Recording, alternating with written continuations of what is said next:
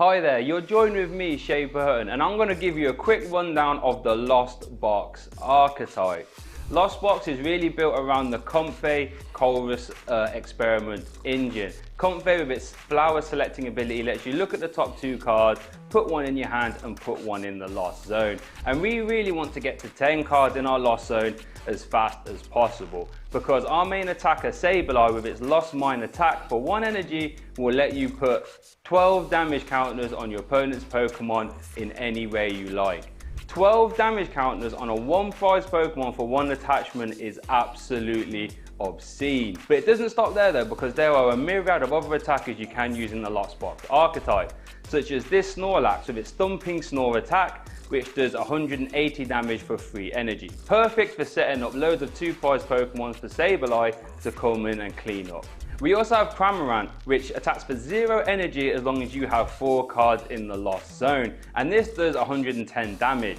This gives you a lot of early game potency whilst also setting up stuff for Sableye to clean up in the late game too. Some Lost Box decks also like to utilise Radiant Charizard in combination with cards like Clara. Radiant Charizard swings for 250 damage for 5 energy. However, for each prize card your opponent has taken, you can minus off 1 colourless off the Radiant Charizard's attack cost. This means in combination with cards like Mirage Gate, you can actually attack with this Charizard multiple times, and with Clara you can get it straight out the discard pile and keep swinging. This means you have an absolute army of 1 prize Pokemon that can take prizes at a ridiculously fast rate. Well, you've been joined with me, Shay Burton, and I really hope you have enjoyed that rundown of Lost Box. I think it is an archetype that is here to stay and is going to do really well.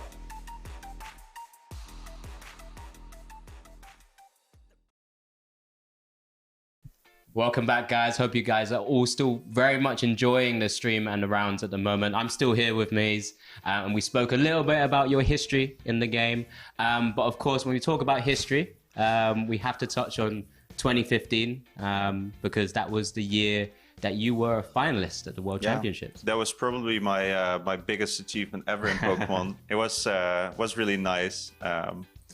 Yeah, too bad the finals wasn't too exciting for everyone. I think it's still on record for being the shortest Worlds final ever. I think I'll take it though if I was in that position. Yeah, in the lead up to that season, you know, you've had to play multiple regionals. At the time, we were still kind of region locked, not locked, but regional in the same country. Like the smaller events. Exactly. But at the same time, you had to go through the whole Worlds process and go through all the way to that championship final. I mean, how was the process during the season for yourself? How do you stay motivated and being able to stay focused to kind of get yourself in that position? Yeah, I thought that year was just a lot of fun in general. There were a lot of different decks, and the game was already getting quite a little bit bigger at that point.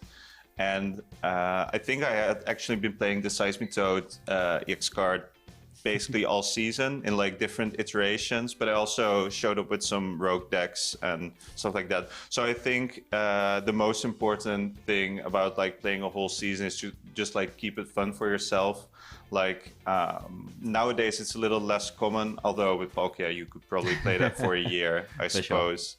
But yeah, I always like to try and switch up decks a little bit, try to actually beat the metagame and not only try to focus too much on playing the best deck, because that makes it more interesting. Like playing the same deck over and over, it gets boring at some point. But if you figure out something new, and especially if you figure out something new that surprises everyone and actually takes a couple wins of everyone, it's just, it's just an amazing feeling. So I think that's one of the things I really like doing. Actually, the deck I played at Worlds was not really the... it was a known deck, like it was not completely unknown or anything, but it was definitely not popular. I think me and Igor Costa were actually one of the few people playing it. Igor also made top 4 that Worlds. And I think the more popular variant was actually not focused on Seismitoad, but on the Luxray back then. Or no, not Luxray, Manectric. Manectric, actually, the spread one, And a lot of people played that, but we just opted to not play that in the deck, essentially, and just go full Seismitoad, and it worked out great. But yeah, little things like that are really exciting. And I think that the whole Worlds was just an amazing experience, like hanging out with friends, building a deck the night before, playtesting like in hotel rooms and stuff like that. It's just super fun. Yeah, I mean, talk to me a little bit about that experience. I mean, you're going into Worlds. I think likely in that season we probably might have had top 22 that year. I'm not 100% I'm also sure, not completely sure. You know, you're preparing for the whole tournament anyway. It's a massive event in 2015. How do you go into that event testing? I mean, you said you picked the deck pretty much not last minute, but the night before. Yeah. And you've got ideas from players like Igor Costa as well, who you're good friends with. Tell me a little bit about that kind of experience with your friends all over the world as well. Yeah, so basically for most of the tournaments, especially abroad, as a European, we always try to make it a little vacation, right? Of course. Because you're going to America anyways. It's gonna be fun. So I think for that Worlds, we actually went to New York before, and we had like an Airbnb just stacked with Pokemon players. And aside from doing sightseeing, we were playtesting a lot, talking about decks, just having fun, but discussing the game at the same time, if you know what I mean. Yep. So just really thinking about it a lot, talking about it a lot, and then towards Worlds, like every day it gets a little bit closer, so it's also a little bit stressy because you're like, yeah, I really have to make a choice and I want to get some games in. And because Pokemon is so global, you also have like different playtesting groups and stuff like that. So actually at that Worlds, we met up with Jitmin. Yep. And he had like a completely different deck. Nobody thought of it. And we were actually considering playing that as well. It was just completely different. And yeah, it's just amazing to get all the different experiences. Like, I remember like playing a game with Jitmin, with Curtis, and Yamato as well. And basically we were just like 4 men trying to play this game, figure everything out. And we were like, no, well, it's all too complicated. Shouldn't play this deck, should play another deck. And yeah, stuff like that is just what makes it so great to hang around with all these people and talk strategy, talk decks, and just come up with the best thing. Yeah, no, 100%. I think it's one of those things where you're getting players from all over the world, different continents, different mindsets and different play styles as well. Really fantastic kind of here. But yeah, I can't imagine what that experience would have been for you. Getting to take home that Pikachu trophy at the end of it, despite that final, you know, we'll forget about that, but the experience must have been amazing. Thank you very much for sharing that, but we'll throw it right back to the casters now, ready for the next round. All right, welcome back everyone. Hope those rounds have been really enjoyable. I'm still here with Maze. We covered off a little bit about his history. We covered off a little bit about his probably most memorable event at Worlds 2015. We'll start thinking about now in the past sort of couple of years. Of course, we've had the small break in Pokemon where it was very much an online series, but coming back into the game now, how was that kind of transition for you? You know, previously you were at every tournament, going to every Worlds. We had the break, which was a bit unfortunate, but now everything's back in full flow.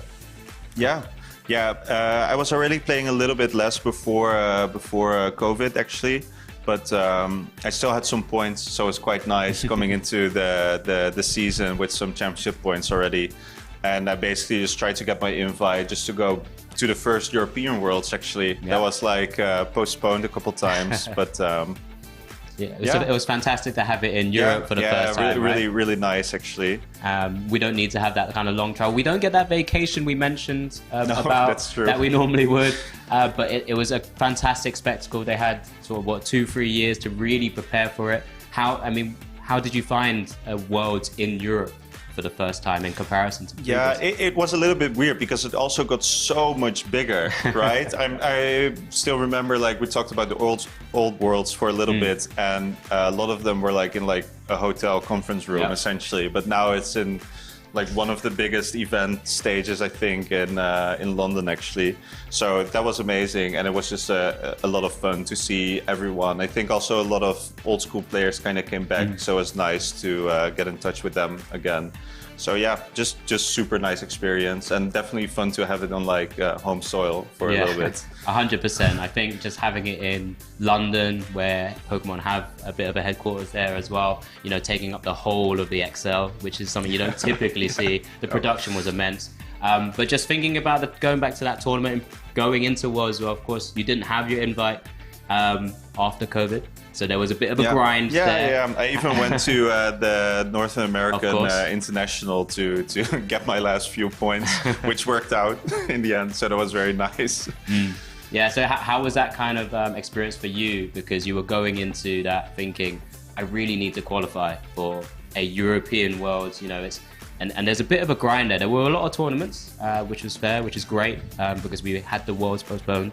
But how was that for you as an experience? Because I'm sure such a congested schedule was probably quite demanding on yourself. Yeah, so I've played in the years they basically started introducing the internationals. I've actually played, I think, the first 2 years of that quite a lot. I went to most of the internationals in those years, so I was kind of used to those kind of tournaments. But it's definitely gotten even bigger. But at some point you don't really notice it anymore, right? Okay. So yeah, not too much different. It was just very nice after COVID to basically see everyone again and experience this kind of thing again, because for almost 2 years, maybe even a little bit more, it was just nothing. Yeah, it was like fantastic to actually see so many friends we had across the world come to one place, especially for Worlds or even other events like NAIC or regionals as well. So 2-3 years out was it was a special time to be able to come through it. But you did get your Worlds invite. How did Worlds go for you in London? It didn't go so well. I basically had to play day one, and I actually realized that this was my first time playing in day one since they released that structure, because I think I skipped Worlds 2018. I think that was the last one. But yeah, I didn't do too well. Should get the day 2 invite if you want to do well at Worlds. Big advantage. Yeah, it's just one of those that happens, though, right? But you know, that's only one Worlds. The other times you've had like very successful times that we touched on in 2015. Yeah, so we've just had an amazing sort of walkthrough of your history in the game, Maze. It's fantastic to hear more about yourself. You know, it's great for our viewers at home to understand a player who's been at the top of the game for so long. So really appreciate it. Thank you very much for guiding us through your journey. But just with that, we will just quickly go back to the casters so that we can get straight back into the action for you for the next rounds. Thank you very much.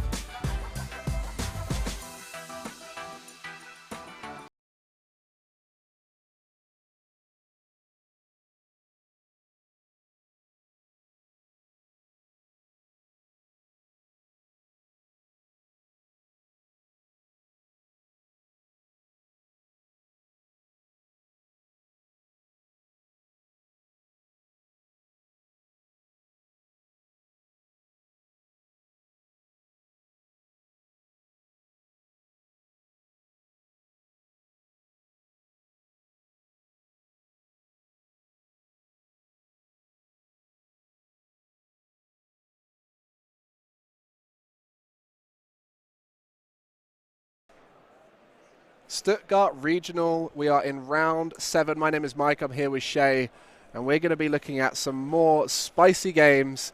How are you excited for this one? I am actually super excited for this one. We was like, you know, when in the downtime we was looking at, you know, the top tables and what's doing well, and we spotted an old favourite deck that hasn't had the greatest of success so far, but it seems to be doing well here, and I think it's a deck you like as well, right? Oh, I love it. I was testing out my deck with some of the competitors yesterday, where you were, and I play Palkia. I play Palkia and Teleon. I won't lie, I'm not trying to play the best decks in format. I know it's not that good, but as I was playing it, someone to my left just went, "Oh, it's great hearing Subspace swell again. It's such a good deck.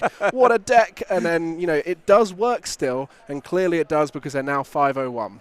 Yeah, so we actually have Magnus Pedersen, the 2018 Seniors World Champion, piloting the Old Guard Palkia V-Star against Lugia as well. So this is the matchup we really want to see to test if if Palkia can still be competitive, right? Because I think at face value, everyone thought Palkia cannot really stand a chance against Lugia. Lugia's damage output is way too high.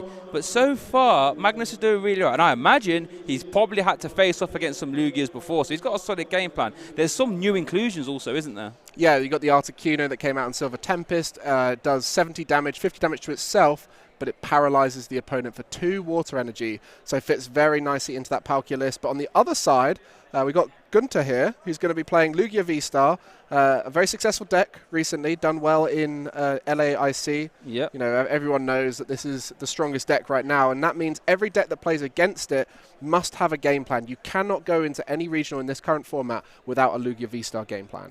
Yeah, and that's what makes me think Magnus must be competent in this matchup. There's no way you would take a deck into any event in this meta and not have a game plan for Lugia unless you were just wanting to punt the event. And, you know, an ex-world champion doesn't want to punt any events, I imagine. So he will be well-versed in this matchup, and it will be up to Gunter to overcome these interesting new inclusions, because there are quite a few from Magnus' side. You know, you've got the 2 Articuno, like you said. You've got an Iskew block phase, probably not too impactful in this matchup, but there's also that one-off Emergency Jelly. What's all that about then, Mike? So Emergency Jelly. Now, the thing to mention is there's a lot of one-offs in this deck. With the Inteleon line, it's one of the few decks where you can consistently play one-offs because you have that ability to search them out. So there is going to be a challenging deck search for Magnus, but one of those cards he's going to have to find is that Emergency Jelly. The end of each turn, if the Pokemon this card is attached to has 30 HP or less remaining, has any damage counters on it, heal 120 damage from it. If you healed any damage in this way, discard this card. So it's kind of reminds me of the citrus berry that you see in the video game, with that like last-minute recovery that you can get. But some massive prizes here.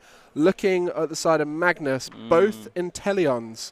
Oh, well, actually, there's a Rapid Strike Inteleon and Articuno. And the Shady Dealing Inteleon, where he's got 2 of the Quick Shooting Rapid Strike Inteleon in his list. So There is an Inteleon in Oh, the so deck. there is. Yeah, I didn't even realise. Yeah, 2 Inteleons and Articuno. Wow, and a Palkia. Worth noting as well, Magnus only plays a 2/2 Palkia. So as it stands now, he has access to 1 Palkia for most of this game, and he actually leads the Drapion as well. That's probably not the greatest to lead. You won't be using that against Lugia.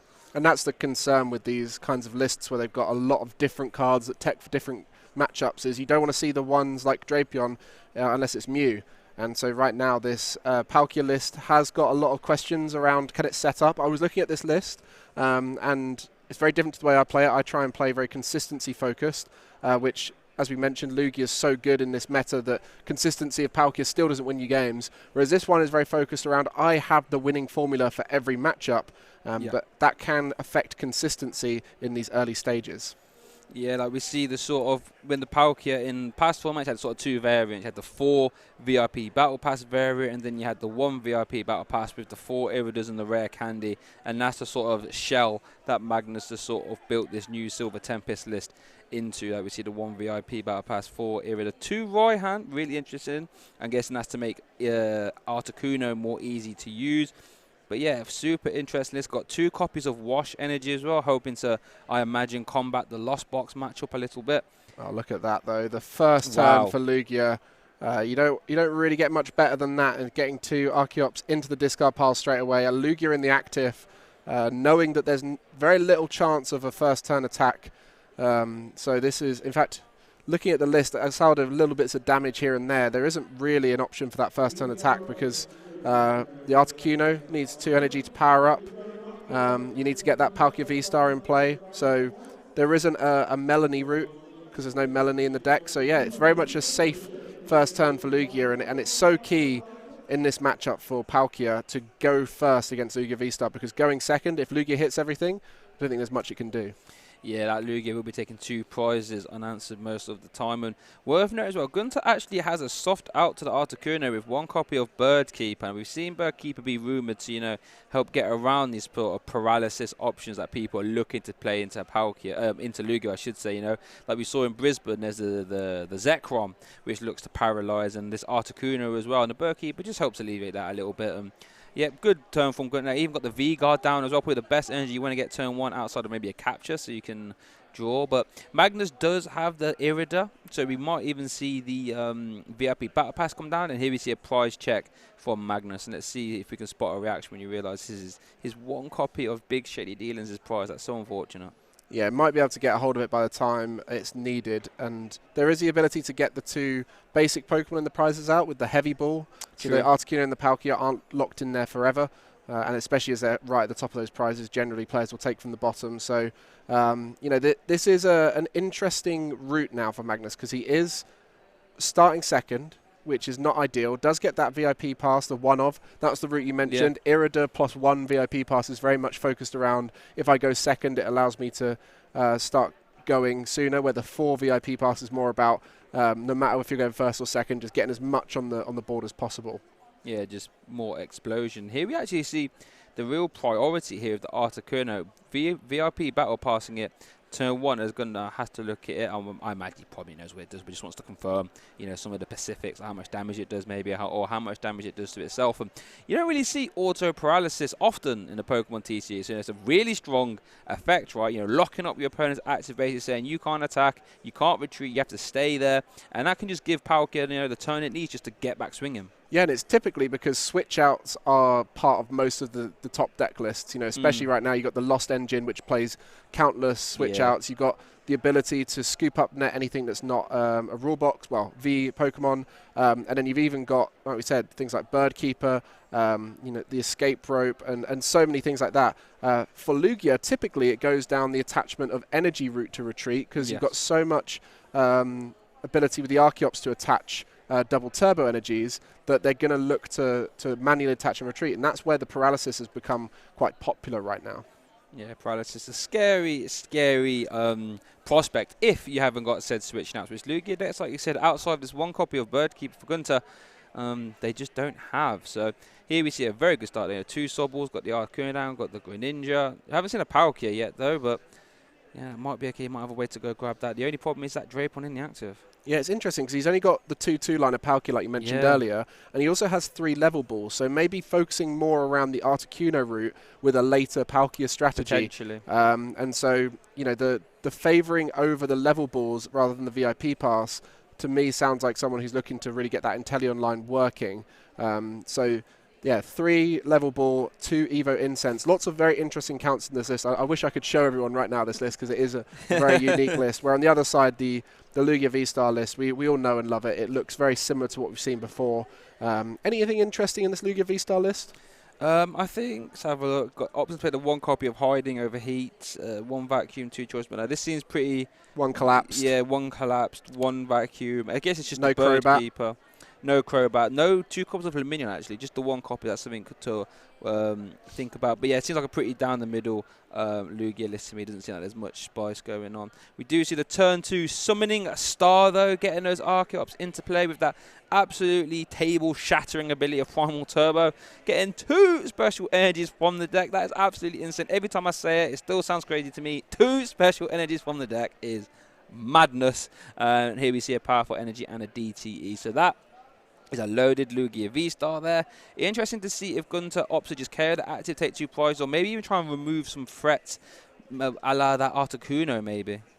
Yeah, so there's the V-Guard on there, so it does protect it potentially from Palkia if that was a route. Yes. But we're likely going to see the Articuno be as disruptive as possible. As we mentioned, Paralysis in this current format is very effective against Lugia V-Star due to the lack of switch outs. 1 Bird Keeper is all it's going to be, and there's no way to. Well, I guess the Luminion's a way to get it out. So you've got Ball Search out to the Bird Keeper, but I can imagine once that's been done once, you know, there's going to be that potential for Paralysis knockouts.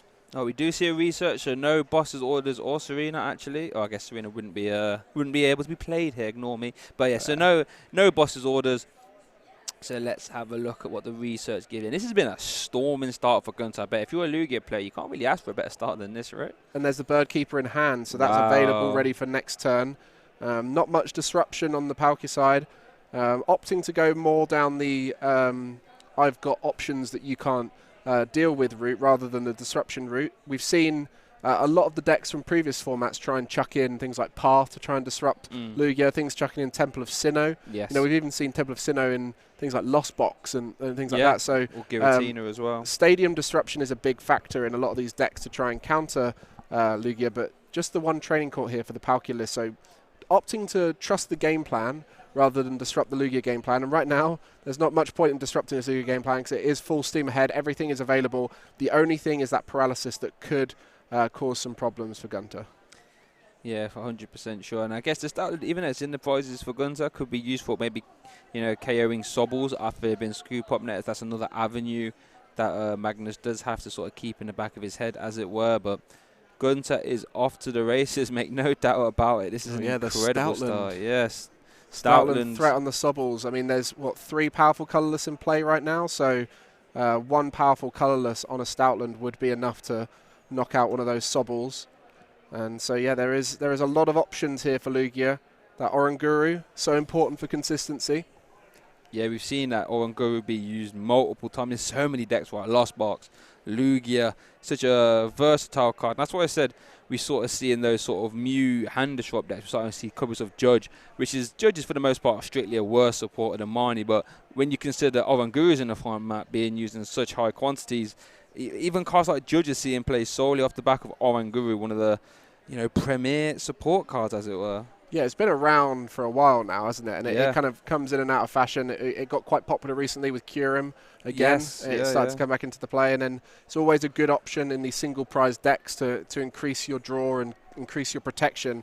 But seeing it in Lugia has definitely found its value there. As we see the knockout and the Drapion, 2 prizes straight away for Lugia V-Star. And now we start to see whether that Paralysis can stick.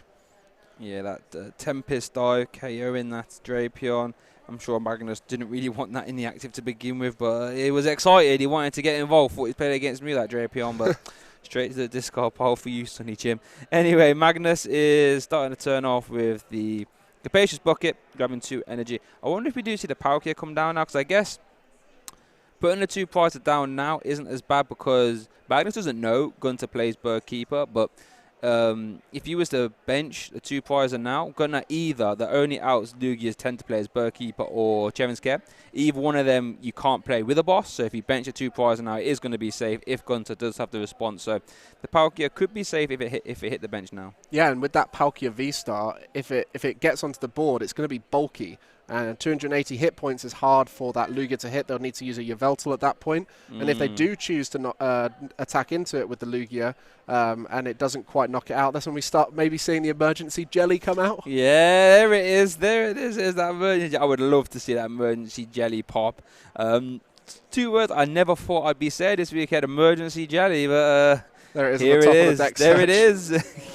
Well, we see the rare candy, but there is no quick shooting. I mean, no, there is quick shooting. There is no shady dealings, I should say. So maybe the quick shooting. Here we see it at a 2 count, actually. So Magnus really valuing that extra 20 via quick shooting. Well, I think it's important if they can work out the maths correctly. You do the 70. If you get the quick shootings right, you might be able to finish off a Lugia with the quick shooting and then start paralyzing the next thing that comes into the active. Yeah, I think you could be correct there. And here comes the Hisuian Heavy Ball. So Magnus will be able to rescue the Articuno or Palkia V out of the prizes. I'm intrigued to see which one he takes here. So I think Palkia might be better since he does play... Oh, he only plays 2 copies of Articuno, actually. And does he play an ordinary rod? There is 1 rod, so I'll be intrigued to see. Which one do you think he takes off this? I reckon, based off of the game plan he's presenting with the quick shooting, I would say probably the Articuno is the strategy there. Really looking to try and just focus on the Articuno route, because with the paralysis, you don't need to worry about that Star Portal surge of energy because you're going to have enough time to manually attach to the Articuno. So that manually attached Articuno in the active will give time to the one on the bench potentially attached there. But what we did see is the Bird Keeper before, so the counter knockout will be possible here, and that's where we need to start seeing the Raihan in the next turn to build up the next Articuno. So there's a lot of interesting disruption going on here, and that quick shooting is going to go on the Lugia. So if it's 777, 210, it will need 3 quick shooting pings before the Lugia is hit 4 times, and then that 4th quick shooting ping will knock it out, Right. and then that will reset the active to be able to start paralyzing the next one. Right, I see, yes. So you can try and KO it and then get the hit on the next one with the maths. So I think Gunter there just doing the calculations as well. You can see him doing the forward and back gestures with his fingers, trying to work out how many times can I absorb this. Maybe he opts to even hold the Bird Keeper. Maybe he doesn't have to play it now, but I imagine you probably would. Let's see what he does. And so yeah, the paralyzed Pokemon turn to the right. We had a lovely little way to remember it from Alex earlier on. Sleep has L in it, so you turn it to the left. Paralyze has R in it, so you turn it to the right. Oh, there you go. Full of the knowledge. I mean, that's Alex. That was all Alex. I just remember him saying it, that's all. So let's see what good. He's definitely debating what to do. I'm sure he's got that Bird Keeper in hand. I remember seeing it. So hold on. We see Orangu first. It's an interesting decision. That means if you do Bird Keeper, you know what one of those 3 cards are going to be. Remember, Bird Keeper does let you draw 3. It doesn't just switch you around. One of the more premier draw 3 cards. You know, you've got Colress's Experiment is probably the best one, but then I think behind that is Bird Keeper, offering you the opportunity to switch as well. Never a bad thing, especially in combination with Luminion, because then you can turn your Luminions into a switch and draw 3, which is pretty helpful. Yeah, so with the Articuno as well, you've got to take into consideration, that's what the emergency jelly's for. The Articuno. Oh, so there we go. There We worked it out. So you put it on the Yes. Articuno. So when it paralyzes, when it does its attack twice, it's on 10 hit points. Then it heals back up, so you can keep the loop. Yeah, we got there, lad. It all makes sense. Because I was about to say, well, the Articuno is going to get knocked out eventually. Yeah, so the emergency jelly means you can just keep paralyzing. There we go. Okay, that makes sense. We've got a game on our hands. Oh, here we go. See that dangerous Stoutland though. And that is that double dip Fangs hoping to, take extra prize cards is pretty scary actually. Anytime you take extra prize cards, we saw with ADP Arceus Dialga Palkia was an absolute force in the meta. And was that the first one is a powerful energy and then a capture. So you mentioned about the gust effect at the same time as bird keeping. You can't do both in the same turn. So I think hoping that next turn maybe the Articuno. Oh, Nixie can do it this turn because the 50 damage to the Articuno means that it's down to 60 hit points. The Stoutland will be able to attack into it now off the back of this Birdkeeper, and that will be a potential 2-prize knockout there. And there we go. Do see the Birdkeeper come close. And I think you're right. Yeah, the double dip fangs will be able to take 2 prizes on this Articuno. And you have to imagine Magnus, Magnus might be prepared for his Articuno to go down, but he probably wasn't prepared for it to go down and give up an extra prize card at the same time, leaving Gunter on 2 prize cards remaining after his double dip fangs. Magnus on 6 prize cards, and no easy way to get a KO next turn either, because there's no Palkia down, so there's going to be no subspace well for KO. Could get a bit rough. The only thing I would say that's good for Magnus now is that most likely Gunter only plays 1 Birdkeeper, so at some point this paralysis lock will start to keep there, maintain, making it hard for Gunter to even attack, and almost. So it needs the Raihan here, the only way to get the energy on, and then that's where this quick shooting strategy is so key here. The Stoutland will be the first attempted target for that, so you'll be able to get 210 hit points, so you'll have to get 2 paralysis, which will get to 140, and then you'll have to do 4 quick shootings before you get that third one off, otherwise it will remain the active. So you can see there the first quick shooting's been done. A scoop up net will bring, there wasn't a drizzle under that because that was a rare candied Sobble. So now there's going to be the drizzle route that will start chaining them. And because there's 1 quick shooting in the prizes, he can't have multiple of them out at the same time. Has to really focus on the chaining of them by scoop up net at this stage until he manages to get that other quick shooting out of the prizes. Yeah, I mean, at what point would you say, is this even still a Palkia? It seems to be a lot more Articuno at this point, right? Yeah, I think so. It's, we saw Articuno Frostmoth doing well in Brisbane, so I think it has a very similar game plan to this. And I do believe that one had Inteleon in there as well. Yeah. I guess there is matchups where the paralysis lock isn't as effective, especially ones with high switch outs like your Lost Box, and that's where you go down the more traditional Palkia route of having a massive Palkia that's really hard to knock out. Yeah, that makes sense. And we did see the Raihan coming down, attaching that energy, so Articuno will be able to use its Wild Freeze attack and locking up that Stoutland. And like you said, Stoutland, 210 hit points, not the most beefiest of Pokemon by any means, and it's going to get locked up here, paralyzed, and Gunter plays no other switching cards apart from that Birdkeeper, so all Gunter will be able to do is attach some energy to the back, maybe boss up something just to make it hard for Magnus, but that's about it. Yeah, so we'll see another quick shooting going down this turn on that second Drizzle in. There we go. And that will get another 20 damage on the Stoutland. And then next turn we'll get another quick shooting off, and then that will put it with 10 hit points left, where we'll be able to get the knockout with the quick shooting, force something up, and then start that chain of paralysis. But that's where Gunter's going to start putting up Archeops. He's going to start putting up Oranguru. So it's going to start slowing down that process and hopefully missing that quick shooting beat at some point.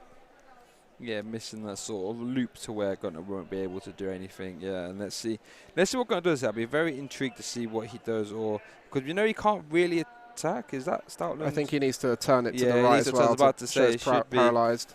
For all intents and purposes, that should be paralyzed. There is no Yume with this arc. Let me double check. No, there is no Yume, so the Stoutland definitely is paralyzed. Hopefully they rotate it at some point, but there it is, yeah. And whoop, there we go. So yeah, there's not a lot Gunter can really do. I mean, he's in a good position in regards that he's got 2 prize cards left, but if this sort of paralyzed loop keeps happening, he won't actually be able to capitalize at all. And this is where we start to see the changes in the best deck in format like Lugia V-Star, each event. From this event and other events going on around the world right now, if Paralysis comes into the format and does well, that's where we're going to start seeing more switch outs in Lugia, and that takes away from other options that they like to have. So whether they go for the Birdkeeper route or whether they'd go down a switch route, maybe having escape rope in there, who knows? There's all sorts of different ways it can be played, but the challenge you've always got with Lugia is it is a draw-based deck. You have to draw through things like Crobat, through Marnie's and Professor's research, and so to have those switch outs in such small numbers, it can be quite tricky to find them. Yeah, you are 100% correct there. And the problem is we're similar to how Mew got after its inception come the first regionals back. I think it was Melbourne, I'd like to say, in Australia, where when everyone started teching for Mew, you know, playing like Galarian Moltres and Path to the Peak, and here we see the emergency jelly actually coming up clutch. So yeah, when you saw Mew have to get into water down, having to start playing cards like Marnie and other cards to, you know, combat the counters, Mew sort of lost a lot of strength there because Lugia's best strength is that it's so inherently strong and consistent. If you have to start playing multiple switch outs and, you know, Cheren's Care and Bird Keepers, these are just cards that don't help your turn 1 and turn 2. And you might see Lugia's power level go down as it does have to start to tech for these awkward matchups. Because as it stands now, if this paralysis lock keeps on going, Gunner's going to have a sad time. So really interesting. Even after the slow start from Magnus, starting to stabilize a bit. Yeah, and I think the other interesting thing about the Articuno is how many turns you have per game to be able to pull off the paralysis. So with that emergency jelly, it will reset the Articuno, and then from there, we will have another 3 attacks from that Articuno, and then potentially another 3 from the one after that. So the journey is very tricky to map out, and that's where the experience with the deck, which Magnus will have, will help him in this matchup. So you can see just getting that Stoutland up to, I believe that is 100, 200, so it leaves it on that 10 hit points. Next turn, quick shooting comes in, and we start the paralysis lock on a new Pokemon. Yeah, just like you said, yeah, not being able to give Gunter a chance. He had to promote something, then Magnus starts again. And like you said, Gunter probably does promote like an Archeops at that point. You know, you're not going to want to feed multiple 2 prizes, but, you know, those Archeopses are important as well. I mean, both his Lugias are loaded, but, you know, Archeops is the engine for the deck, as it were. And Archeops is 150, so that's just 2 loops with a quick shooting at the end. So he can start sprinkling that quick shooting elsewhere on maybe the... if they're going to have to knock out an Archeops, so that's maybe where you start putting the quick shooting on Oranguru to get that down to a point. Yeah. So there is then an interesting route through sprinkling that quick shooting elsewhere. And if a knockout is taken here and that quick shooting is taken straight away, that's where 2 quick shooting are then in play, and that's where you start getting 40 damage per turn to sprinkle everywhere, which is a lot of damage.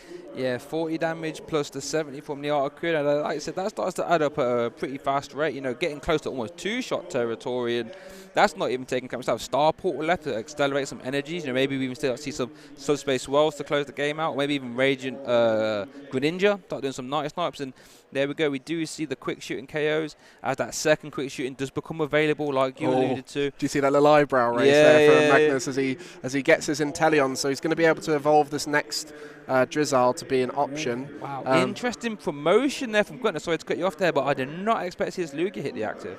So Lugia, similar to Stoutland, the same route of 2 paralysis, 3 quick shooting pings, and then a quick shooting to finish it off. Yeah, no, exactly. And I haven't really seen what's in Gunter's hand, but he hasn't done a lot. I wonder if he's dead draw a little bit. And this is not the time to dead draw if you're in a paralysis lock, because you're just giving Magnus turns. Like you said, Magnus needs turns to sort of weave in this strategy. And if Gunter can't really, you know, do a lot, then it's going to be hard for him to close this game out. But what can he do? At this point, it's all in Magnus's control. He has no ability to switch his cards. So you see there, the Serena found out the deck with the Drizzile there. So maybe that's a dodge and weave based off of the drawing the quick shooting off, so he knows that he can then finish off that Lugia V-Star. So he's going to get that into the active, so it didn't matter what was promoted anyway. Yeah. I guess the reason, I just realised, the reason Gunter would promote the Lugia in that sense is that if Magnus hits into that and paralyzes, that gives Gunter a chance to just evolve, get rid of the paralysis, maybe gust and start attacking again. Exactly. Magnus closing the door on that opportunity, saying, no, you can't evolve this one. I'm going to guess you haven't got any more Bird Keepers. Let me start the lock here. Fantastic play there for Magnus. Yeah, and at this point, he doesn't really want to attack into that other Lugia because, like you said, the ability of, well, when you evolve a Pokemon, removes the status condition. So that is the main way for Gunter to get a turn of attack. Outside of that, he's got to hope that Magnus messes up the maths at some point. And at this point, he looks to be very in control. Yeah, Magnus immediately spotting that sort of clink in the armor, as it were, of that evolution out and saying, no, not today. So how much health has this Lugia got here then? 120? So 180. So another paralysis and another quick shooting will put it on 10 hit points, I believe. So we shall see whether the next Articuno is available, because that has to be Ordinary Rod batting to the deck. I don't know if that has happened at any point. He's prized his Ordinary Rod, though. The Ordinary Rod's at the top of the prize cards. So that's where the next Articuno is not an option. So he has actually powered up an Inteleon on the bench there. Yeah, and I thought that Inteleon would have become a Shelly Dealings, so you have access to Aqua Bullet, but opting to maybe just the waterfall, I believe, which is 2 for 70.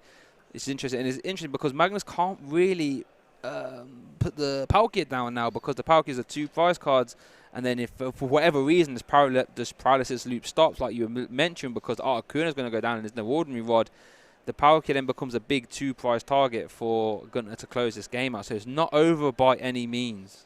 I mean, do I even suggest it? Maybe this deck needs 2 emergency jellies. Yeah, no, I think you might be correct in that assessment. Like, emergency jelly would be clutch, or maybe a 3rd Articuno or 2 ordinary rods.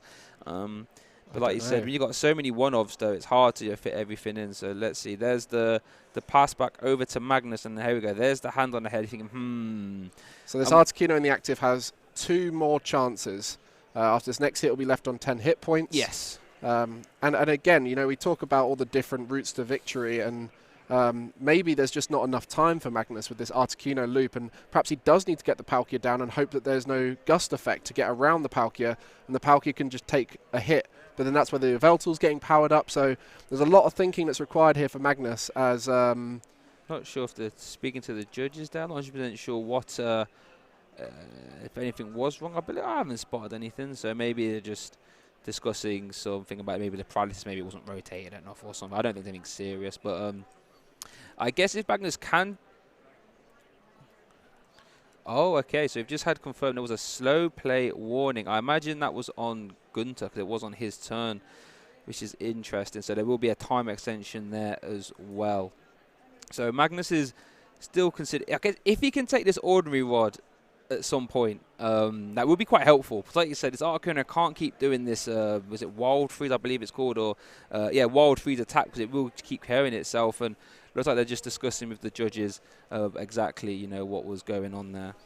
Yeah, there's potential for a scoop up net as well. So that's a good scoop point, up actually. Reset of the Articuno, but that would then, I mean, you need the Raihan to activate it, and so that's not an easy option. So we do have, we're as interested as you guys are as to what the route here to victory is for Magnus. So we're just going to let the judges work out what's happening off the back of that slow play call. At the end of the day, this is one of those controlling archetypes that controls through special conditions, which is a unique thing we haven't seen in a while.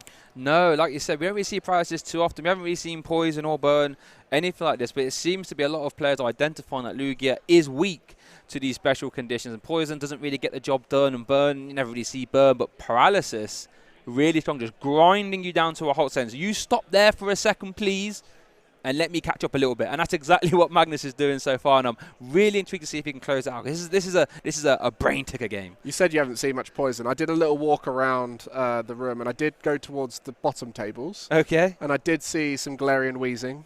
True, actually. Yeah, you are correct. It is about. But at the bottom tables, they're not going to be coming across many Lugia, which they're planning to come up against. But yeah, we are seeing here this Articuno.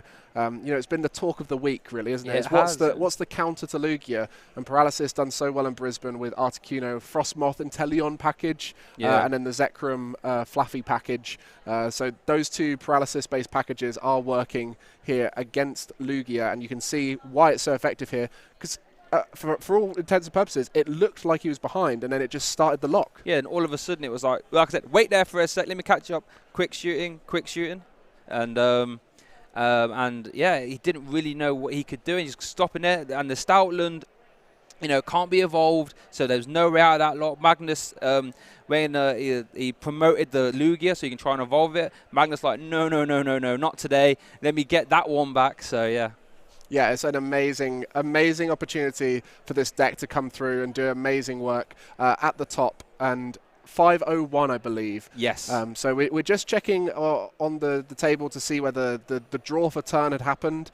I'm sure you guys at home were watching and you'd be able to let us know, but we're just going to make sure it's done officially here at the event. The advantage of being on stream is we do have that replay. Yeah, of course. Yeah, you got all you guys as well, with all your eyes watching. So we'll be able to just check that one. Just due to that slow play decision from the judges, when a judge call comes in, it can throw you off a bit. Yeah, 100%. And, I've always found when I'm playing and someone talks to you, that's when I mess up the most. And I'm sure everyone at home can relate to that. A loud room is always the hardest place to play. No, 100%. You're so locked in, you're thinking strategies and maths, and I'm sure, trying to think, I've never been paralyzed like this before, what do I do? And then Magnus is trying to think, right, I have to do this quick shooting, a judge comes in, he's like, well, what's going on? It just throws you off, all of a sudden you've done something you shouldn't do. We've all been there. I know, and we haven't all been on there, though. The pressure on the stage out there is another level for these guys, and we always hear from the players when they come off saying there's so much more nerves, they're a bit more shaky, they have to think a little bit slower. We see more draws generally on the feature table, depending on the decks, of course, just because players are having to play that a little bit slower to think through all their moves, because everyone's got their eyes on you, you've got a judge there the whole time, so everything's a bit more high pressure. So just going to make sure that's all sorted there. Have you had any, I don't want to bring up judge calls too much, but have you any interesting judge calls? I'm normally quite good, to be fair. I'll take my license today, but I've had some funny stories of things happen to me. So I remember EUIC, my very last round. This was winning in for points as well. I was playing my opponent's playing Arceus Duraludon, and I'm just playing. I'm thinking, I'm looking at my hand, thinking, what do I do? I need to max Miracle. How many plus powers do I need to play? And then my opponent just says, "Oh, we need a judge." And I'm thinking, what's happened? I'm just looking at my hand. I haven't done anything. It's not my turn. And he just says, he's holding a card in his hand, and he says, "I've top decked off your deck." And I'm like, wait a minute, you've top decked off my deck? So yeah, and I'm thinking, I've never heard that. Obviously, we did get, obviously we did get a judge involved, and I think it was a double prize loss in the end. But I was just like, I've never heard of anything like that. We did have the same colour sleeves, so maybe. Yeah, all these things they're very very much a normal part of the game, and being able to resolve them quickly and easily through the judges is key. And what we found out there is Magnus did not draw for turn, so once that was checked, he was able to then draw for turn here. And we'll be getting, is that off of the Shady Dealing Inteleon there? Yes. Getting an Irida and a Scoop Up net. So they are the options available. So we've got plenty of quick shooting available to be able to finish the opposition off. And that's going to be able to, you can see all 4 Inteleon lines active right now. Irida being used. So a lot of controlled search here for Magnus. All I would say is if Magnus can win this game, if there is a route to victory, it's going to be a very challenging thought process. Yes. To think about every single pull out of the deck off of these Shady Dealings and make sure he gets it right. Yeah, every decision is going to be meticulous, and here we do see the Palkia coming down. I think eventually it is going to have to try and come down to try and swing maybe into that Lugia V if it doesn't evolve, to try and pick up those last 2 prize cards. Exactly, so if the final Articuno knockout happens and Articuno knocks out itself, that will be an instant put of the Palkia into the active spot. If it's got a choice belt on it, it might not even need the choice belt. You've got the V-Star still available with the Star Portal. So it's going to be Articuno Paralysis all the way till the end, and then that Palkia to get the final knockout. Kind of reminds me a little bit of that Charizard finisher in the Lost Box, of how you spend that whole time trading low damage, and boom, at the end, Charizard comes in, finishes. Then the Charizard comes down and just cleans it up almost. And I must say I'm loving this. Yeah, no, this is an incredible game. I know you've been loving it, seeing your Palkias come down and all that good stuff. This is actually a really riveting game, and Magnus, senior world champion back in 2018, he's definitely going to be able to identify all these routes to victory, and it hasn't been easy for any player, right? Magnus has to deal with these awkward prize cards, and Gunter having the Bird Keeper, and getting Stoutland value, and Gunter has had some keys to success there. Got the double dip fangers. I feel as if Gunter's done everything he's had to have done, really. But, find himself on the back foot. This is really close. This can still go either way, chat. This can go either way, I promise you. And we got to look now at the Gust options as well, because if the Lugia doesn't get promoted, which I assume at this stage Gunter's not going to put that Lugia into the active spot knowing the Palkia's about, then it's going to be a question of, do you have the Gust to be able to get that Lugia up? Because the Articuno cannot last the rest of the game if a single prizer goes up. So that's where we're going to need to see potential boss's orders, because the Serena got used earlier on. There is a PAL pad, so there is potential for that. And then we've also got the Shady Dealings in Inteleon, so it can get exactly what he wants out of the deck. And right now the Disruption's not really come through from Gunter, so that Shady Dealings in Inteleon is well and truly in Magnus's hand, ready to do exactly what he wants to do. Yeah, and it's kind of interesting, because since Silver Tempest, we've sort of seen the Shady Dealings in Inteleon engine sort of drop off a little bit, right? We see Mew for the most part, Lost Box, and then Lugia. But here we're seeing, just let's not forget, the Inteleon engine is strong. We're able to search out exactly what you want, excuse me, exactly what you want when you want, and also doubling up as an attacker. even having a secondary stage 2 in the quick shooting. Make no mistake about it, quick shooting is an incredible card in its own right. Will we see a boss's orders onto... This would be interesting. Onto the Greninja. That has a 1 retreat cost. Interesting. I wonder why he chose that. I guess the Palkia can just start swinging, maybe. Yeah, everything's got a 1 retreat cost. Oh, true. Good point, actually. In this, in the Inteleon lines. So, yeah, that Greninja is going to be in the active spot. There is a scoop up net, I believe, but maybe all of them have been used because it was used on the Shady Dealings Inteleon. So, a lot of questions to be asked here for Magnus, and that boss is just asking one more question. Yes. Can you do it? And the Articuno is key to the knockout on the Lugia. Right now, that Lugia, though, has 10 HP left. So it is just 1 quick shooting away. So actually, the Articuno, I think, has done its job. Yes, I think you can just quick shoot in, boss up the Lugia. And I think, yeah, there's the quick shooting. 2 prizes. Obviously, it doesn't take the ordinary rod, obviously, but I don't think that matters too much. Oh, well, I thought that a concession, no? Oh, was that a quick shooting addition to the Lugia, which was not added just before the... Oh, no, that was... Both quick shootings have been used this turn, so 40 on that Lugia is going to be getting the Evolution Incense and the Capacious Bucket out with the Shady Dealings Inteleon. So that's going to get the Palkia V-Star. Yep. And the Capacious Bucket might be draw with the Greninja. There's the boss. That's game, right? That's game. With the subspace swell, you can just pay retreat, star portal. That's game. That's game. Surely. Incredible. And there we go. That is game, right? I've done my math. There's no V-Guard or anything knocking about. No V-Guard. That's definitely, surely that's KO with the Choice Belt. With the Choice Belt, because there is 9 Pokemon in play. That's 180 that's plus 60, 240. And there's 4 damage counters for quick shooting. Wow. What a finish for Magnus. Do you guys understand how hard of a route to victory that was for Magnus? He had so many wrinkles to sort of take care of. Had the Stoutland coming in for 2 prizes. Had the awful prize cards. And just to navigate all that and get the W at the end, I am absolutely blown away. Make no mistake about it. That was an incredible game.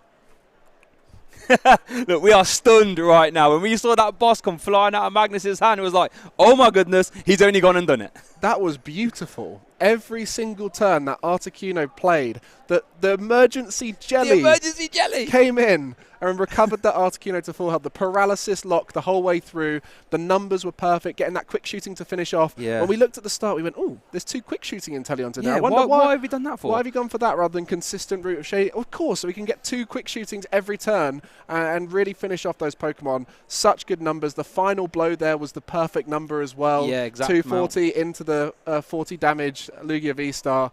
Just everything about that gameplay was truly a comeback. You know, it was down to 2 prizes pretty much from the start. Yeah, that looked like it was all over for Magnus. I thought there's no way he comes back. But like you said, emergency jelly coming in clutch, all those quick shooters coming in at the exact same time, scoop up net coming at the right time. You know, Palkia coming down right at the end. I did say it's going to have to come down at some point, right? Magnus waited until the last moment to make sure it couldn't be punished at all, getting that subspace well for KO. And that's something we haven't got to hear a lot, I should say. And people will look at that and they'll be like, oh, so lucky to get everything he needs at every right moment. It's an Inteleon line. He literally chose the cards he needed at every single moment, kept the ones in hand that he needed, cleared out his deck, thinned out his deck as much as he needed to make it so the end of the game he got all of the final cards needed to get that success. Oh, my goodness. Both Articuno have been prized here for Magnus.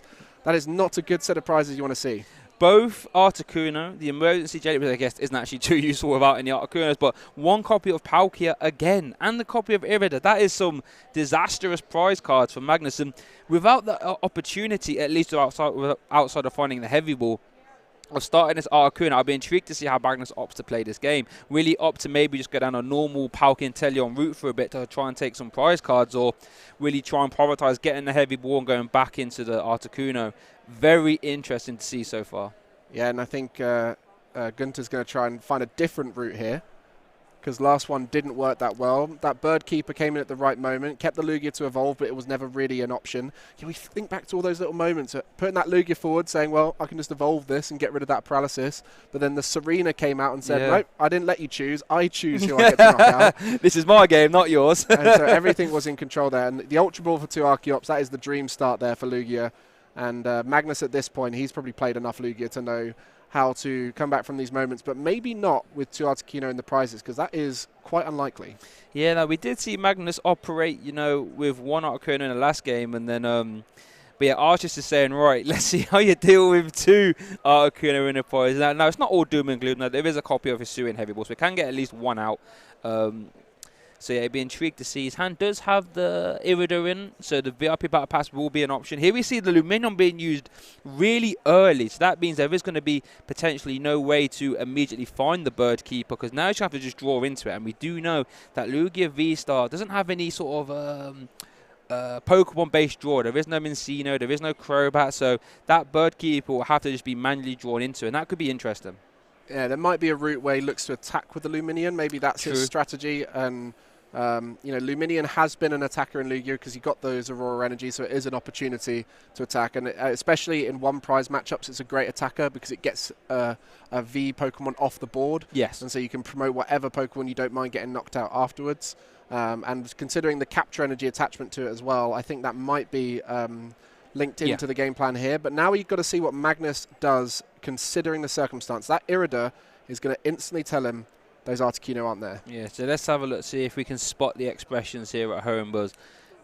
He's just going to have I thought that was him deck checking and realising there's no Articuno already, but it was just the wire getting in the way. Yeah, I thought that as well, but like, well, that's this game over. That was quick. So yeah, I'd be intrigued to see what route he goes down. Does he just go Palk Intel at this point? Does he, try and go 1 prizes and then try and drizzle off with the Hisuian Heavy Ball and get back involved that way? There's still some open-ended gameplay, and that's something that the sort of internal engine lets you do, right? It lets you just be flexible with your game plans at a whim. So he's getting energy to the front just in preparation for a Capacious Bucket Greninja combo, I'd assume. A lovely combination with the Irida. You get Greninja out, you get Capacious Bucket, you get your 2 water, so you can start drawing into cards you need, especially if your starting hand isn't quite got everything in it you'd want. Being able to draw into stuff early on is key. And no disruption for that, no path to the peak to worry about, which is definitely a concern now for Greninja with the amount of path that's going around. Yeah. But not in this matchup. So yeah, so we do see Irida also, not for the VIP Battle Pass actually, so just for the Greninja and the Capacious Bucket. I guess you can do, keep calling for the Sobble actually, I guess considering there is no, might not want to put the Power Kit down yet and there is no Articuno, maybe thinking that VIP Battle Pass might not be the best option, just want to flood the board with Sobbles, in which case I don't need the VIP Battle Pass at that point. Yeah, maybe the Raihan into an Inteleon attacking route might be more useful at this stage, so getting water into the discard pile could be useful. That Capacious Bucket will allow him to draw and see more options, and maybe some of those options are useful ones for next turn. So we see that Choice Belt and was it the Ice Cue? I think, yeah. So that Ice Cue, not ideal. It's going to be a quick ball fodder, maybe. Yeah, we see it straight away removed from play, and that's going to be. I guess maybe the Palkia at this point might come out if we see the keep calling, but it might just be a full Sobble base route. You can see him just getting Sobbles prepped to the front of the deck in preparation for keep calling. So probably the Palkia off of this quick ball and then the 3 Sobbles off of the keep calling. Yeah, I did have a feeling that the Palkia would have to come down and have to start making some offensive threat. And I think Gunnar would be excited to see at this point. There's no Articuno, showing itself. And that's a nice cup of that Raihan, I think from Silver Tempest, I believe, Trainer Gallery. And yeah, I think if you're Gunnar, I think you must feel a little bit excited at this point. You think, okay, I can win this game. There is no Articunos, at least for now. And that Palkia does give up 2 prize cards. I wonder if at this point Gunter's thinking, oh, the Articunos are prized. Yeah, no, yeah. I think surely he would have played it otherwise. Yeah, I think at that point you have to think, right, if he didn't take the VIP and he quick balls for the Power Kit instead of an Articuno, you have to imagine maybe they are prized, and that would be music to my ears if I was Gunter. After that last game anyway, having said pass enough times after the paralysis, definitely will be feeling the effect of that paralysis from the wild freeze. But Oranguru in the active now, so it needs a way to retreat, which is available through the Archeops potentially. Needs to get the Lugia V-Stars. There is still quite a lot for the Lugia deck to find. There is an Ultra Ball in hand there, which can get out the Lugia V-Star. Both Archeops are ready in the discard pile, so just going to try and go through the typical flowing pattern of a Lugia V-Star. That Oranguru great at putting energy back into the deck, because I think there was quite a lot of energy in his hand there, which he might want to get out later on with the Archeops. And an Evolution Incense, a much better way to get the Lugia V-Star into play, because that Ultra Ball can find basics as well. Yeah, it's going to be a pretty good ops to go for the Archeops. So I'm guessing he must have a Lugia V-Star in hand already. If maybe he wants to use it to thin with the Ultra Ball. Oh, yeah, that makes sense. Yeah, so there's the Ultra Ball getting rid of Archeops. And was that a Charizard? Yeah, Charizard's probably not too useful in this matchup, you know. I guess in theory it could still carry a Power V-Star with a Choice Belt, but I guess it is weak to water though. Yeah, one hit from the Paralysis Articuno would put it one quick shooting away, so that would be a great swing turn for the Articuno where you had to just do one attack, knock it out next turn, and already have sprinkled quick shooting elsewhere while you're doing that. So, yeah, both Archeops now on the bench through that Summoning Star ability of the Lugia V-Star. And the V-Star, is that people love to mix up the V-Star token here at events. We see the very traditional one on Magnus's side, and I think that was a sleeved card with V-Star written on it. I believe it was, yeah. So, are we going to see an attack with the Oranguru, actually? I'm guessing the way this has been set up, I expect to see maybe a retreat, Aqua Return, and promotion back into the Oranguru, but so we're going to see the old whap down. Don't get to say that one too often. 3 for 70. Yeah, it's still a solid attack, isn't it? Yeah, it is. It gets the job done against low HP Sobbles, that's for sure. And these are one prizer in the active, and I just love the idea of watching an Oranguru run up to a Sobble and just bang, whack down, sent to the discard pile. Yeah, I mean a double dip Fang would have been quite nice at this stage, but then that was the potential fear of revealing that too early. While there's a lot of Sobble in play, it might be a route to go down and start getting the gusting off. Yeah, I guess in theory the Stoutland could have been cool, taking 2 prizes, but then the Power Kid definitely responds on that, take 2 prizes straight back. So, you know, peaks and troughs, I guess. And we do see the retreat actually. Was that the retreat? Someone haven't had to hit discard pile. Yeah, so we do see the retreat. And I wonder if we'll see the Aqua no Return. Whap down. Yeah, no whap down. I was excited. I was getting ready to say whap down there. You don't get to say that one too often. But I wonder if you see the Aqua Return, what would it be the promotion? Probably the Oranguru, I imagine. The advantage with the Aqua Return is you do get to put energy back in the deck. Yes. You do get to put the Luminium back in the deck, so access later on as a Pokemon search for the Bird Keeper if it's needed. So a smart idea to put Luminium back into the deck. And then the promotion into the Manaphy makes perfect sense there. So that's a one prize that you really do not care about in this matchup. So.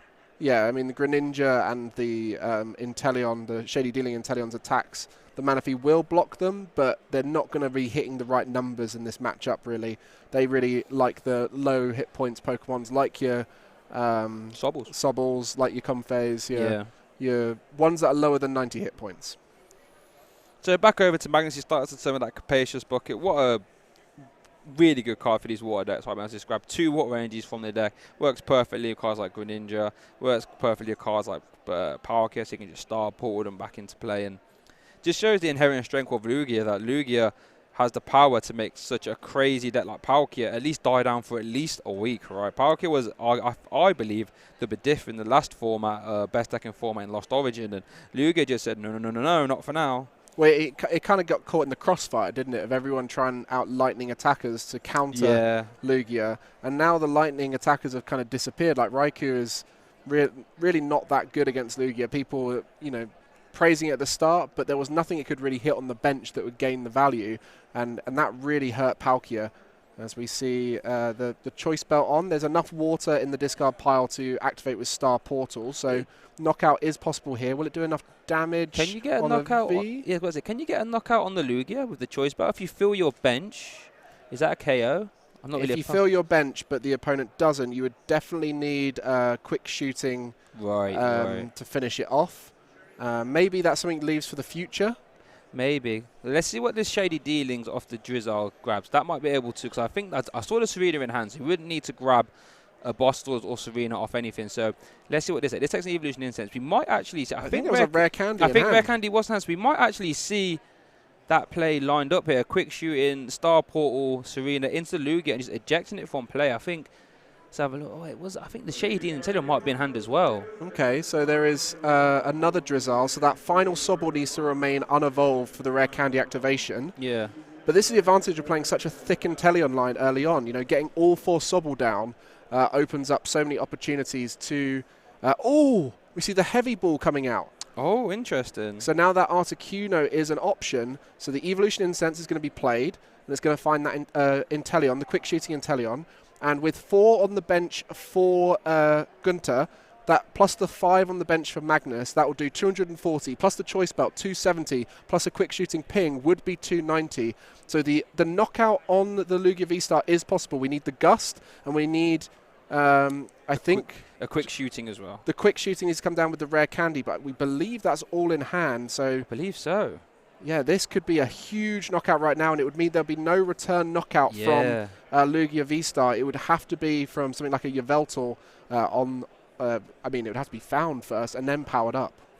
Yeah, and I think there was a couple of Aurora Energy prized as well, so there might actually be a bit hard to get that Yveltal. But also has to get the Yveltal and get a Retreater as well, because that Oranguru has a 2 retreat cost, so that can't retreat at this moment in time. So my goodness, it's happening. This could be an outrageous little turn here. So still no supporter played for turn. No, so there's the Star Portal, 2 energies there, 1 on the Drizzile. So that could potentially be for a Shady Dealings and Teleon attack in the future. May also just be to have it on board as a switch out.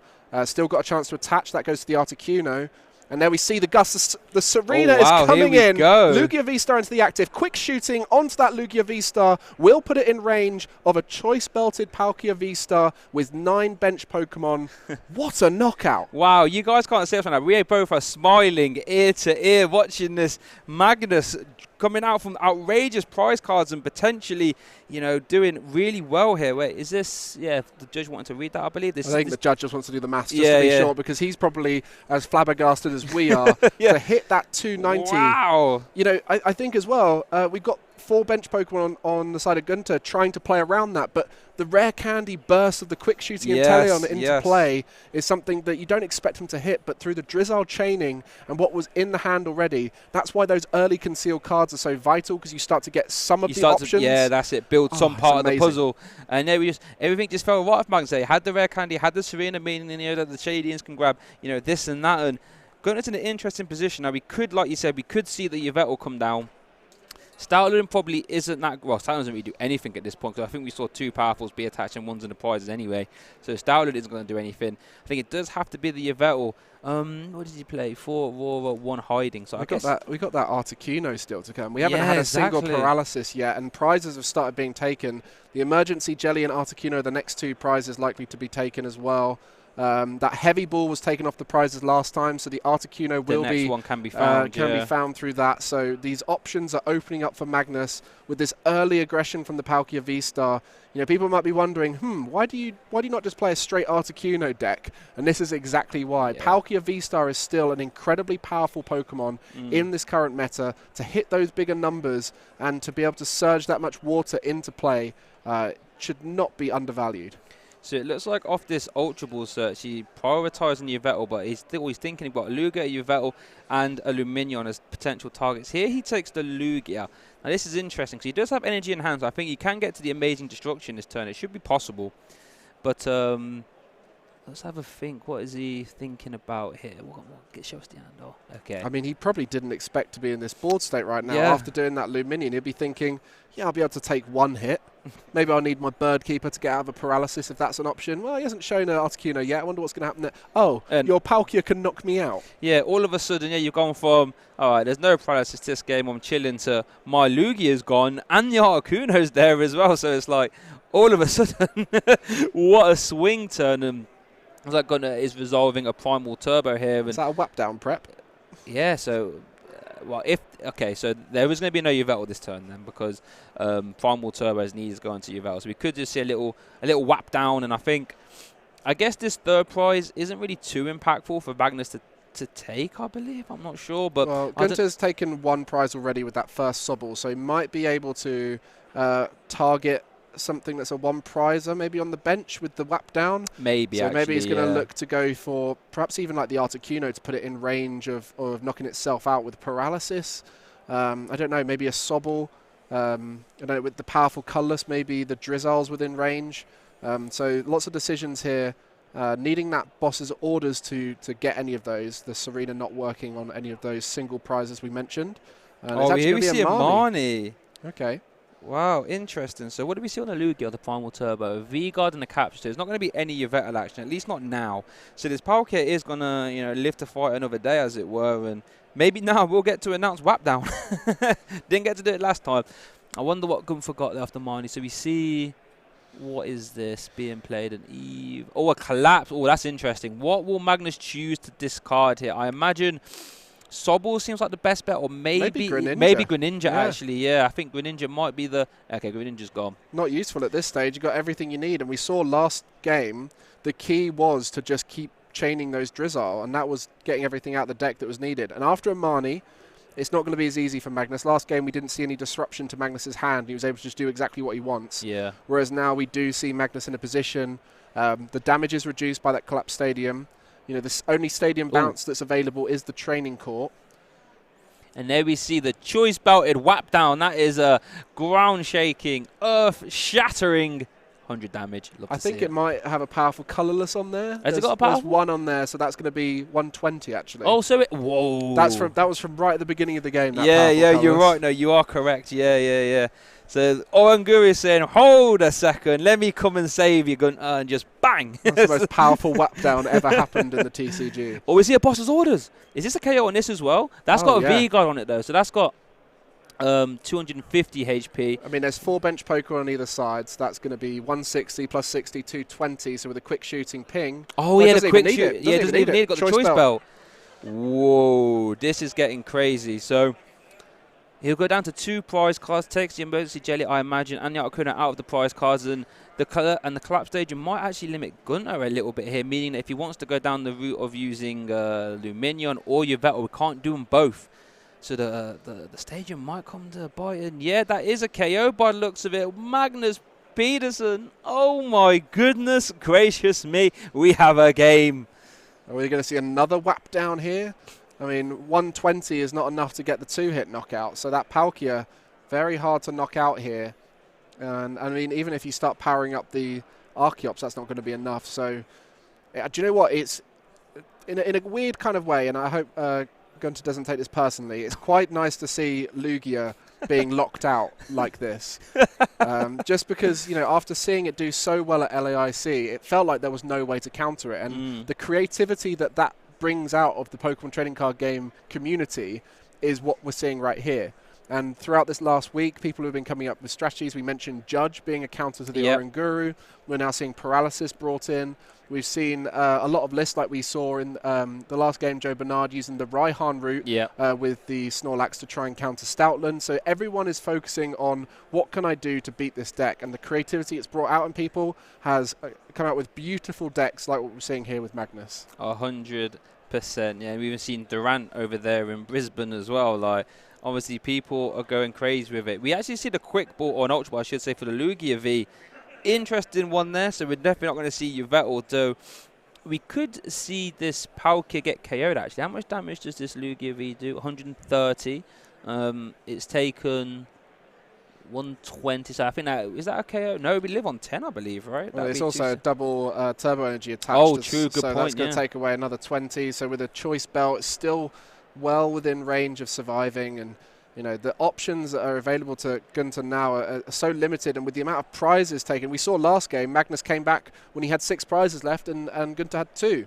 So the fact that there's going to be 2 prizes left for Magnus to take, with that game plan of locking out, you know, the Bird Keeper hasn't been played yet, but that game plan of locking out the opponent through paralysis is still available. 120 damage from the Shady Dealings and Teleon is still good with a bit of 20 damage sprinkle. You know, the Manaphy was the target. And of there's quick the shooting. concession, I think, because time's been called. Gunter realising he has no way to win that game, and what an incredible best of 3 that was. Magnus shaking his head thinking, how have I got away with that one? How have I done that then? He knows what he's done.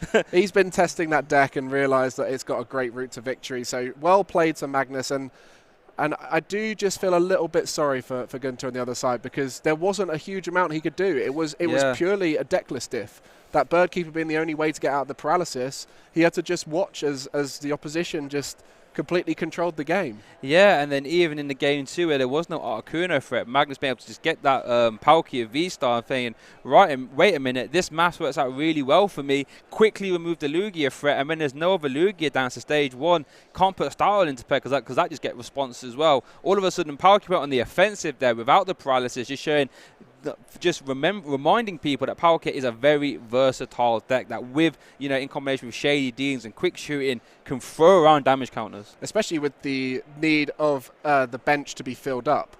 You look at Lugia, and then you look at Mew being a popular deck right now. Both of them like to fill up their benches because there's a lot of Pokemon they need to have down. So in both cases, Palkia is still able to hit those big numbers, and as we saw, 290 damage from Palkia with a little bit of help from that from the quick shooting Inteleon, but an amazing knockout there. I do believe we might be able to get an interview. No promises from me, but I think we're going to have no winners interview. No winners unfortunately, interview, because that went right to time.